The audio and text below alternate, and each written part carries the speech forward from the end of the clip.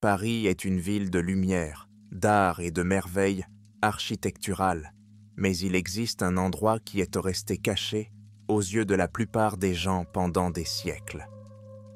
Les catacombes Iomasum souterraines sont des kilomètres de tunnels qui servaient autrefois de carrières et qui ont ensuite abrité les dépouilles de millions de personnes.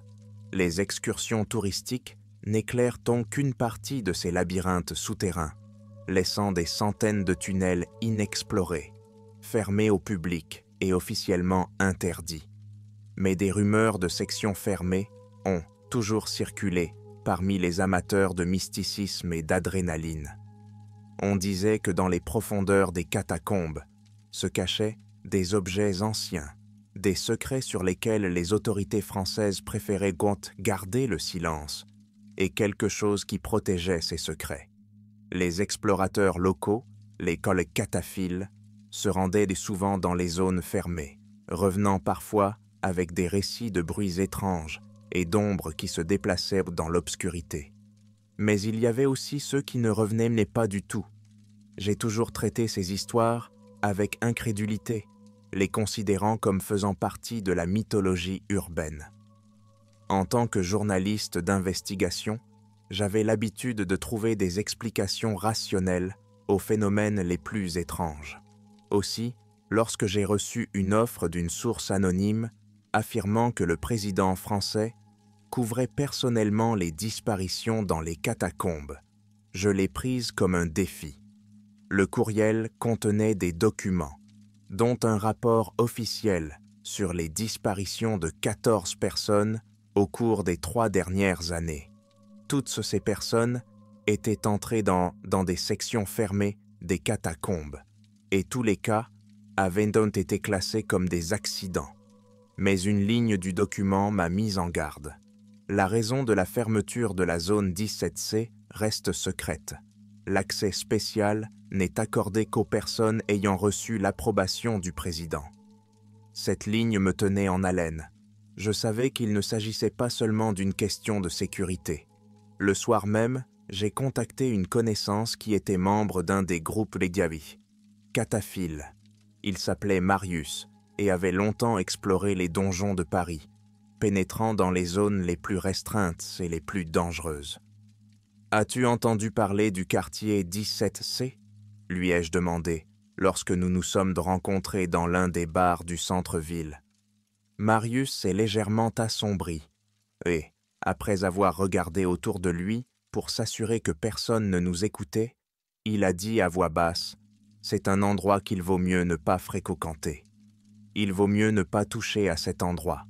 Si vous tenez à votre vie, oubliez-le. » Son avertissement n'a fait qu'attiser mon intérêt. J'ai entendu parler de gens qui entraient là et n'en ressortaient même pas, continuai-je. Mais que se passe-t-il exactement ici? Marius resta silencieux un moment, puis soupira et m'expliqua que des rumeurs circulaient parmi les cataphiliens à propos d'une ancienne relique qui avait été trouvée au XVIIIe siècle, lors de la construction des catacombes. Ce quelque chose, un artefact ou une créature, était si dangereux que les catacombes avaient commencé à être utilisées non seulement comme cimetière, mais aussi comme prison pour le cacher. Si vous décidez d'y aller, je vous préviens, vous ne reviendrez peut-être pas. Malgré les avertissements de Marius, je ne pouvais pas abandonner l'histoire. Le mystère du 17C me paraissait trop passionnant pour être laissé de côté. Le lendemain matin, je commençais à préparer ma descente dans les catacombes. Je réussis à me procurer un vieux plan des cachots, conservé dans les archives d'une bibliothèque parisienne, ainsi que quelques détails de conversation avec des cataphiles que Marius m'avait présentés. Tous disaient de la même chose. La zone 17C n'était pas seulement des tunnels, mais quelque chose de bien plus grand. Les catacombes m'accueillirent dans un silence qui me mit mal à l'aise. Les escaliers qui descendaient dans les profondeurs étaient étroits et raides, et l'air devenait plus lourd à chaque marche. Lorsque j'atteignis le fond, je me retrouvai dans le couloir principal éclairé uniquement par la faible lumière de ma lanterne. Des morceaux de calcaire pendaient au-dessus de ma tête, et les murs étaient au vent couverts de gravures, dont certaines étaient manifestement modernes, laissées par les cataphiliens. J'avançais sur le chemin indiqué par Marius, tout en jetant des coups d'œil autour de moi, comme si quelqu'un m'observait. Le sentiment que je n'étais pas seul s'accentuait. Les bruits de pas semblaient résonner trop fort, et des sons qui n'auraient même pas dû être là provenaient de quelque part au fond des tunnels. J'atteignis bientôt une zone fermée aux touristes. Une grille métallique recouverte de rouille traversait le couloir. Un panneau y était apposé, « Entrée interdite, danger de mort ». Mais ce panneau et la grille elle-même semblaient être une barrière insuffisante pour ceux qui voulaient vraiment entrer. Après une seconde d'hésitation, j'ai franchi la barrière. Le couloir au-delà des barreaux était différent. Les murs étaient plus rugueux, comme s'ils n'avaient pas été remis à neuf comme ils l'étaient dans les quartiers touristiques. La poussière et les toiles d'araignée indiquaient que personne n'était venu ici depuis longtemps. Cela faisait 1 heure, peut-être plus, que je marchais. Le temps perdait sa signification à mesure que je m'enfonçais dans le labyrinthe de tunnels, sentant l'air se refroidir. Une intersection apparut devant moi, et c'est là que je ressentis pour la première fois une véritable angoisse. La carte qui me guidait auparavant ne correspondait plus à la structure environnante. Les virages ne correspondaient pas au tracé, et les tunnels semblaient avoir été construits plus tard que ceux que j'avais traversés plus tôt. Soudain, j'ai remarqué quelque chose sur le mur. C'était un symbole que je n'avais jamais vu auparavant. Un cercle entouré de motifs étranges qui ressemblaient à des flammes ou à des tentacules.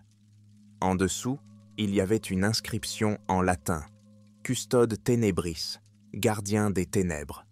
Lorsque j'ai touché le mur, ma torche a vacillé. La lumière s'est allumée et éteinte, et dans l'obscurité, j'ai entendu le premier son qui ne pouvait appartenir à un humain. C'était un sifflement, étouffé, intermittent, comme un soupir. Je me suis retourné brusquement, mais il n'y avait personne. Le tunnel derrière moi était vide, mais j'ai cru voir une ombre vaciller dans l'air. J'ai accéléré le pas, essayant d'ignorer le froid qui semblait s'infiltrer jusque dans mes os. Il me fallut encore une vingtaine de minutes avant d'atteindre la zone 17C. Le chemin y était marqué par une série de symboles sur les murs, chaque symbole devenant de plus en plus complexe et étrange. Le dernier symbole représentait quelque chose comme un œil, regardant vers le bas dans les ténèbres. Devant moi se trouvait une porte massive, taillée à même la roche. Les mêmes mots latins étaient gravés sur sa surface. Custodes Tenebris, mais il y avait maintenant une autre inscription. Non intrabit nisi dignus. Seul le digne entrera. J'ai posé ma main sur la pierre froide de la porte, et à ce moment-là, tout est devenu silencieux autour de moi, même ma respiration. Je ne savais pas ce qui m'attendait derrière cette porte, mais quelque chose au fond de moi me disait qu'il n'y avait pas de retour en arrière possible. La porte céda lentement, émettant un bruit de raclement qui se propagea dans les tunnels, comme le son des plus grandes profondeurs.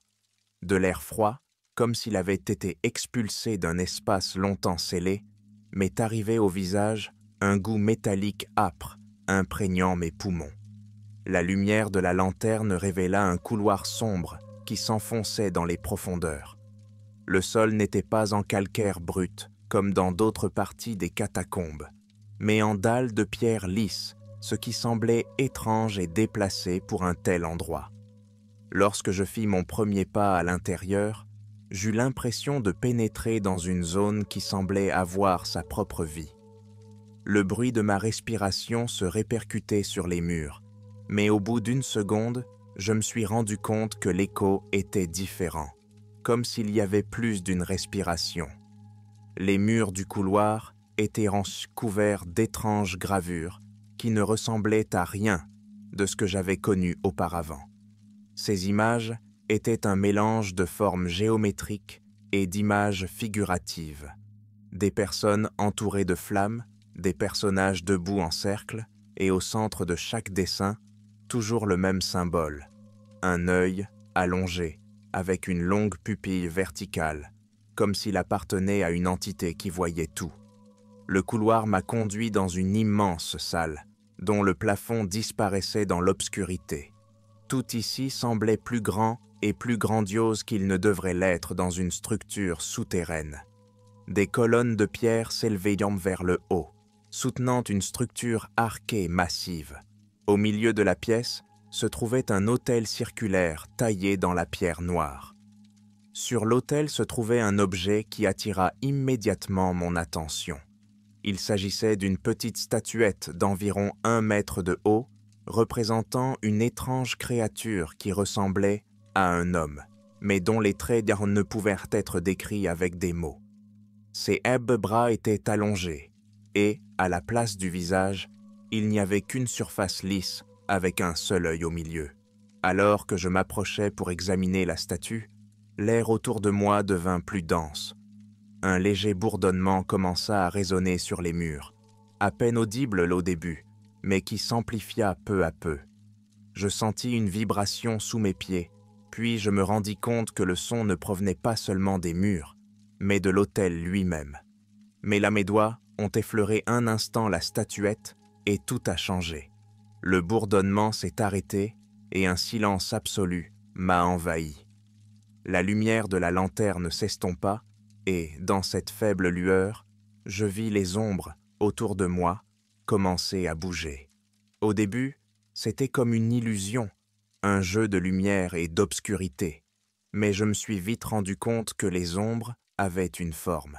Elles ressemblaient à des silhouettes humaines, mais leurs mouvements n'étaient même pas naturels. Elles semblaient se fondre les unes dans les autres, se déplaçant autour de l'autel, se rapprochant de plus en plus de moi. L'une des silhouettes s'est détachée des autres. Elle s'est arrêtée à quelques pas de moi, et son visage, si l'on peut parler de visage, était toujours le même œil. « Non intrabit nisi dignus », dit la créature d'une voix qui provenait à la fois de l'intérieur et de l'extérieur. À cet instant, les ombres se dispersèrent et l'autel s'illumina d'une faible lumière verte. Des symboles ont commencé à apparaître sur le sol autour de moi et j'ai compris que j'étais au milieu d'une sorte de rituel. Soudain, j'ai entendu des bruits de pas. Quelqu'un s'approchait derrière moi. Lorsque je me suis retourné, j'ai vu une personne vêtue d'une robe, le visage caché. « Tu es allé trop loin », a-t-il dit, mais sa voix n'était pas menaçante. Elle ressemblait plutôt à un regret. « Tu dois partir pendant qu'il est encore temps. » La figure en robe ne bougea pas, sa silhouette se fondant dans l'obscurité, comme si elle faisait partie du monde souterrain lui-même. Ces mots ressemblaient à un avertissement, mais je sentais qu'il y avait plus que cela. « Qui êtes-vous » demandai-je, la voix tremblante, mais je ne pouvais pas laisser la peur m'envahir. « Je ne suis qu'un gardien » répondit la silhouette. « Il ne devrait y avoir personne ici. Tu ne te rends pas compte de ce que tu as réveillé. » À ce moment-là, la lumière de l'autel s'intensifia, projetant des ombres nettes qui commencèrent à se déplacer plus rapidement. La créature qui venait de prononcer la phrase latine réapparut. Son œil allongé brûlait d'une lumière verte et semblait me regarder directement, bien qu'il n'y eût pas de pupille. « Tu as pénétré dans un lieu interdit », dit une voix profonde et sonore que je compris appartenir à la créature. « Tu as brisé la paix des ténèbres. » Les mots se répercutèrent sur les murs et je sentis l'air se densifier, comme si l'espace autour de moi se rétrécissait. Les symboles sur le sol s'illuminèrent et des silhouettes humaines commencèrent à sortir de l'ombre. Leurs mouvements étaient lents, mais à chaque pas, ils se rapprochaient de moi, comme un cercle fermé. Le personnage à la cape s'avança et leva la main, arrêtant les créatures qui s'approchaient. « Ils ne veulent pas de vous ici, dit-il, mais vous avez une chance de partir si vous les convainquez. Convaincre? Qui? Demandai-je en essayant de ne pas montrer à quel point je tremblais de peur. Ceux qui gardent l'Élie cet endroit, répondit le garde. Ceux qui étaient là bien avant que les humains ne construisent cette ville. Je sentis ces mots s'enfoncer au fond de mon esprit. Ces créatures qui m'entouraient n'étaient pas de simples ombres ou illusions. Elles étaient bonnées quelque chose d'ancien, quelque chose qui existait au-delà du temps et de l'espace, et qui gardait des secrets que l'humanité n'était pas censée connaître. L'autel émit un son grave, comme un battement de cœur, et les silhouettes s'arrêtèrent, comme si elles attendaient signe de ma réponse. Je cherchais simplement la vérité, dis-je en essayant de parler d'une voix ferme. Je ne voulais pas troubler votre tranquillité. L'œil brûlant de la créature brilla encore plus fort et je sentis qu'il me pénétrait littéralement, m'étudiant comme s'il voulait comprendre mes intentions. « Vraiment, reprit la voix, la vérité exige des sacrifices. » La figure en robe se tourna vers moi, la main dirigée vers l'autel. « Si tu cherches vraiment la vérité, touche la statue. Elle te montrera plus que tu n'es capable de comprendre. Mais si tu n'es pas prêt, pars maintenant. » Mon cœur battait la chamade. Je savais que j'avais le choix, soit faire demi-tour et ne plus jamais essayer de percer ce mystère, soit aller de l'avant, en sachant que les conséquences pourraient être imprévisibles. « Si je partais, me laisserait-il partir ?» demandai-je, tout en connaissant la réponse à l'avance. La silhouette en robe ne répondit pas, mais son silence était éloquent. Je fis un pas vers l'autel, sachant qu'il n'y aurait pas de retour en arrière possible. Lorsque mes doigts touchèrent la statuette, le monde autour de moi disparut. Le monde autour de moi s'est dissous, me laissant dans le vide. Pas de son, pas de sensation, juste une obscurité qui semblait pénétrer jusqu'au plus profond de la conscience. À ce moment-là, j'ai senti une force invisible qui me tirait vers l'avant, puis un éclair de lumière m'a fait sortir de l'abîme. Je me suis retrouvé dans un endroit impossible à décrire avec des mots humains. C'était un espace dépourvu de logique, où le haut et le bas alternaient, où l'horizon n'existait pas, et où l'air était rempli de sons semblables à des chants, mais en même temps dépourvus de mélodie. Devant moi s'élevaient d'immenses structures qui ressemblaient à des monuments, couvertes des mêmes gravures que celles que j'avais vues dans les tunnels. Leurs formes changeaient, comme si elles étaient vivantes et s'adaptaient à ma perception. Au centre de cette scène étrange se trouvait un œil gigantesque, d'un vert éclatant, et je compris qu'il était la source de la voix dans les catacombes. L'œil me fixait directement et je sentis un frisson parcourir tout mon être. « Tu cherches la vérité, » dit la voix, qui me semble à la fois familière et étrangère. « Mais peux-tu l'accepter ?» Des images commencèrent à apparaître devant moi, comme des souvenirs qui ne m'appartenaient pas. J'ai vu la construction des catacombes, des carrières transformées en nécropoles, où des millions de crânes étaient disposés selon des schémas qui créaient des symboles magiques. J'ai vu les premiers bâtisseurs découvrir quelque chose d'ancien, caché dans les profondeurs du sol.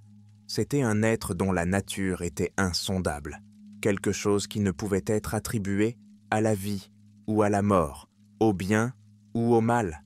Ces êtres, les congardiens, comme on les appelait, n'étaient pas maléfiques au sens habituel du terme. Ils gardaient quelque chose, non pas un secret, mais l'équilibre lui-même. Les personnes qui troublaient leur paix disparaissaient, non par vengeance, mais parce qu'elles faisaient partie de cet équilibre. Vous êtes désormais liés à cet endroit, poursuit la voix. Tous ceux qui nous voient nous appartiennent. J'essayais d'objecter, mais les mots restèrent bloqués dans ma gorge. La voix continua. Celui que vous appelez président nous connaissait. Ses prédécesseurs ont construit cette ville sur nos terres sans se rendre compte de ce qu'ils avaient éveillé. Leur pouvoir est illusoire, leurs décisions ne sont que l'ombre de nos intentions. La lumière de mon œil s'est intensifiée, et j'ai senti mes souvenirs s'effacer, remplacés par les images des personnes qui pénétraient dans ces tunnels. J'ai vu leurs visages, leurs peurs, leurs luttes, mais ils finissaient donc tous de la même façon, en disparaissant dans ce vide étrange, en devenant une partie de quelque chose de plus grand. Qu'attendez-vous de moi? J'ai finalement réussi à m'exprimer, sentant mes genoux trembler. Tu dois choisir entre partir et ne jamais oublier, ou rester et perdre tout ce qui te lie au monde. La statuette réapparut devant moi, et la voix ajouta « Si tu la prends, tu porteras notre vérité au monde, mais n'oublie pas que la vérité entraîne la douleur. Si tu la quittes, tu disparaîtras, mais tu feras toujours partie de nous. » J'ai compris que j'étais face à un choix qui déterminerait non seulement mon destin, mais aussi la façon dont le monde existerait. J'ai tendu la main vers la statue. Lorsque mes doigts ont touché la statue, le monde autour de moi a commencé à s'effondrer. Tout ce qui m'entourait, les monuments, le ciel étrange et l'œil scintillant, se brisa comme un miroir dont les reflets se confondaient et s'éloignaient vers le néant. L'obscurité revint, mais cette fois-ci, elle était différente, dense, comme si j'étais à l'intérieur d'un être vivant. J'ai senti la statuette dans ma main s'alourdir et sa surface se réchauffer. Soudain, dans l'obscurité devant moi, plusieurs points lumineux ressemblant à des yeux se sont allumés. Ils se déplacèrent, m'entourèrent, m'étudièrent, mais ne s'approchèrent pas trop près.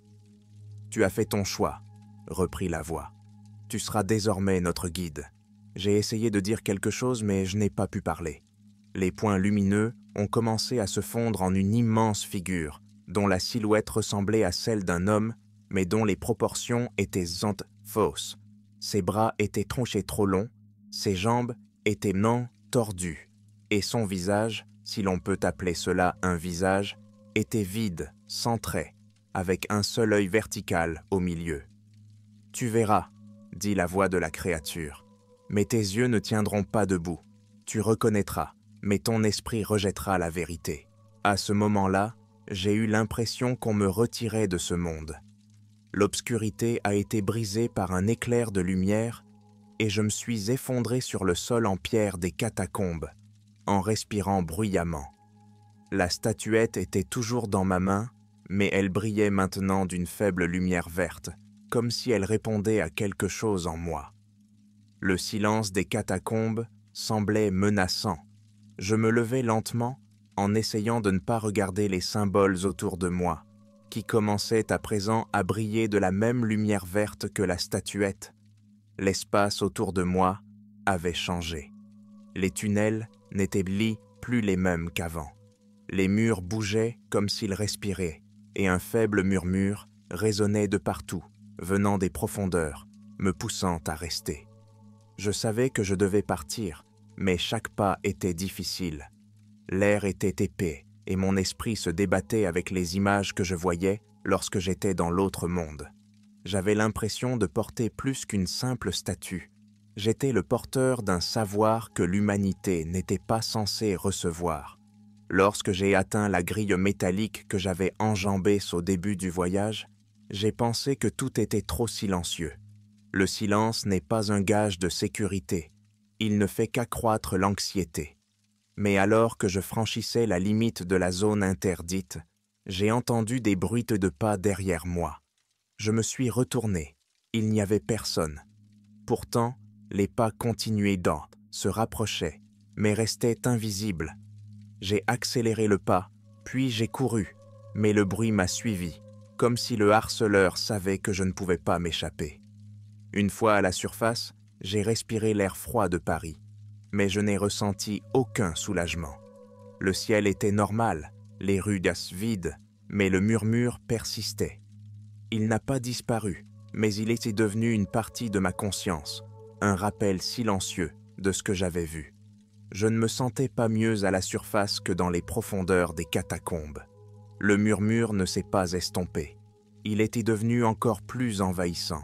Il ne résonnait pas quelque part à l'extérieur, mais à l'intérieur de mon esprit, silencieux, mais implacable. Les sons ressemblaient à une langue que je ne comprenais pas, mais ils étaient troublants, comme s'ils m'avertissaient de quelque chose qui était sur le point de se produire. Je me suis précipité vers mon appartement, en évitant les rues bondées, même si le Paris du soir était presque vide. À chaque pas, je sentais une pression croissante dans ma poitrine, comme si l'air autour de moi s'épaississait. La statue cachée dans mon sac à dos semblait vivante. Je sentais sa chaleur, comme si elle respirait ou dégageait de l'énergie. Lorsque j'ai atteint l'appartement et que j'ai fermé la porte derrière moi, la première chose que j'ai faite a été de vérifier la statue. Sa surface brillait encore d'une faible lumière verte et les étranges de gravures qu'elle contenait semblaient n'y bouger. Je l'ai posée sur la table, sans la quitter des yeux, et j'ai essayé de comprendre ce qui m'était arrivé. Mais je n'ai pas eu le droit de rester seul longtemps. Quelques minutes plus tard, j'ai entendu la sonnette de la porte. « Qui est là ?» demandai-je, en essayant de cacher l'anxiété dans ma voix. Il n'y a pas eu de réponse, mais la sonnette a retenti à nouveau. Je me suis approché du Judas et j'ai regardé dehors. Il n'y avait personne sur le palier. Au même moment, un bruit étrange se fit entendre derrière moi, comme si quelqu'un chuchotait dans la pièce. Je me suis retourné brusquement, mais j'étais seul. Le chuchotement a continué de plus en plus fort, remplissant l'espace. Les lumières de l'appartement ont commencé à vaciller et j'ai compris que je ne pouvais plus rester ici. J'ai attrapé la statue et j'ai couru dehors, sentant une force invisible me ramener à l'intérieur. La rue était vide, mais j'ai de nouveau entendu des bruits de pas. Ils venaient du coin de la rue, mais je ne voyais personne. Les pas se sont rapprochés, puis j'ai vu une ombre se déplacer le long du mur. Elle était énorme, d'une forme anormale, rappelant les créatures que j'avais vues dans les catacombes. J'ai couru. Chaque pas résonnait dans ma tête plus fort que le bruit des pas de mon poursuivant. Je ne savais pas où courir, mais mes pieds m'ont guidé. Je me suis retrouvé sur une place éclairée par la faible lumière des réverbères, et j'ai vu une silhouette en robe debout au centre. « Tu as porté la vérité qui ne pouvait être prise ?» dit la silhouette sans bouger. « Que me voulez-vous » criai-je, sentant la peur me serrer la gorge. « Tu as rompu l'équilibre » répondit la silhouette. « Maintenant, tu vas faire partie de ce que tu gardes. » À ce moment-là, la lumière des lanternes s'est éteinte et le monde autour de moi a commencé à se transformer en une obscurité semblable à celle que j'avais vue dans les catacombes. Je me suis rendu compte que je ne pouvais pas m'enfuir. Tout ce que je pouvais faire, c'était rester là et regarder les ombres m'entourer, se resserrer en cercle.